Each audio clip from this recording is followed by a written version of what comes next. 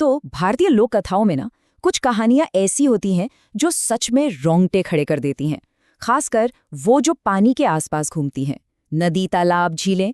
आज हम एक ऐसे ही परिवार की कहानी सुनेंगे जिनका सामना एक बिल्कुल सुनसान बंगले में कुछ बहुत ही भयानक घटनाओं से होता है। तो चलिए इस खौफनाक सफर पर चलते हैं। कहानी की शुरुआत होती है एक परिवार से जो एक नए घर में शिफ्ट हो रहा है।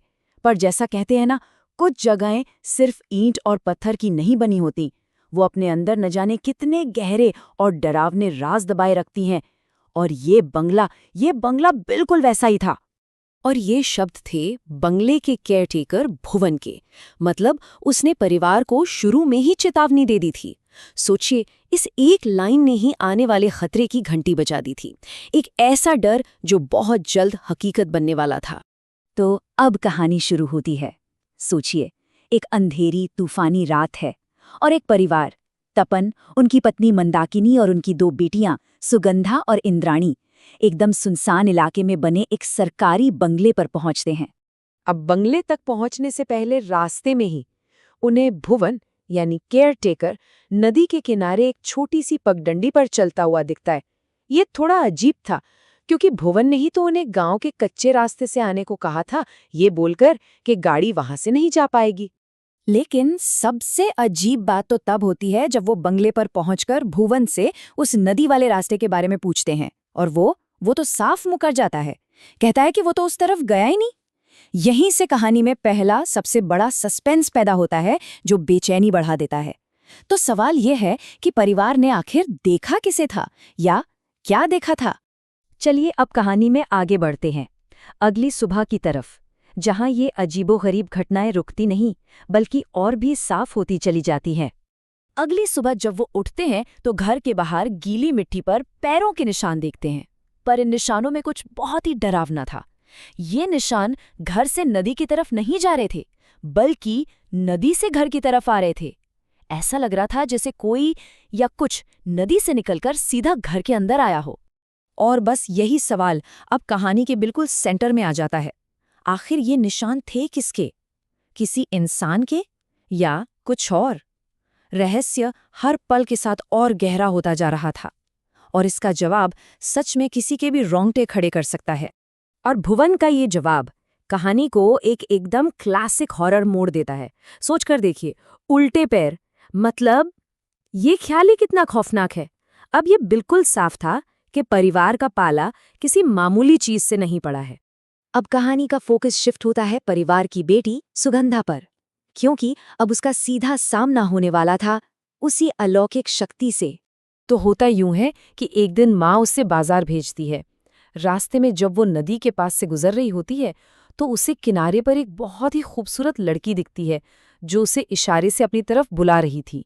सुगंधा जब उस लड़की के पास जाती है तो वो उसकी खूबसूरती को देखती ही रह जाती है। उनकी बातें बिल्कुल नॉर्मल लगती हैं, जब तक वो लड़की एक बहुत ही अजीब सी चीज नहीं मांग लेती, मछली। ठीक उसी वक्त सुगंधा की बहन इंद्राणी उसे आवाज लगाती है। सुगंधा बस एक पल के लिए पीछे मुड़ती है और जब वापस पलट कर देखती है तो वो लड़की वहां नहीं थी। वो रहस्यमयी लड़की गायब हो चुकी थी, बिल्कुल जैसे हवा में घुल गई हो। अब माहौल और भी ज्यादा तनाव वाला हो जाता है। सुगंधा अंधेरे में अकेले घर वापस लौट रही है और इस बार वो शक्ति सिर्फ मौजूद नहीं है, वो उसे परेशान करना शुरू कर देती है। जैसे ही सुगंधा वापस नदी के पास पहुंचती है, हवा में अचानक एक बहुत तेज घिनौनी बदबू फैल जाती है, बिल्कुल सड़ी हुई मछली जैसी। ये पहला संकेत था कि वो अकेली नहीं है। सुगंधा घबरा कर अपनी चाल तेज कर देती है, पर उसे साफ साफ महसूस हो रहा है कि कोई साया, कोई परछाई ठीक उसके साथ साथ चल रही है। वो हिम्मत करके पीछे मुड़कर देखती भी है, पर वहां कोई नहीं होता। अब डर सच में उसके दिल में समाने लगा था।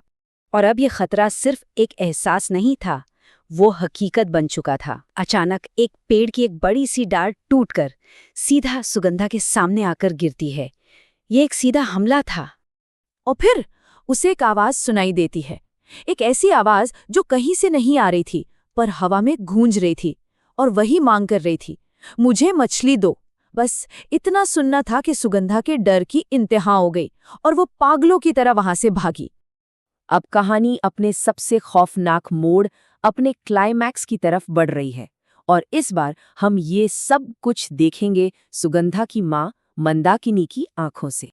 उसी डरावनी रात काफी देर हो चुकी थी। मंदाकिनी की नींद अचानक रसोई से आ रही कुछ अजीबोगरीब आवाजों से खुल जाती है। वो ये देखने के लिए उठती है कि आखिर हो क्या रहा है।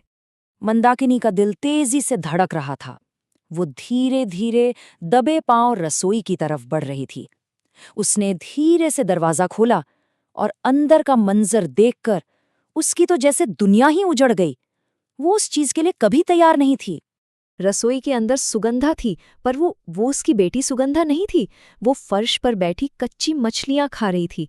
उसका पूरा चेहरा, उसके कपड़े सब खून से सने हुए थे। वो किसी राक्षस से कम नहीं लग रही थी।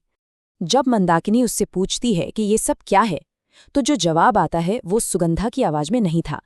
एक दूसरी भयानक आवाज बोलती है, अब मैं इसके साथ रहूंगी। कहानी यहीं इसी खौफनाक मोड़ पर खत्म हो जाती है और एक सवाल पीछे छोड़ जाती है कि अब सुगंधा का क्या होगा।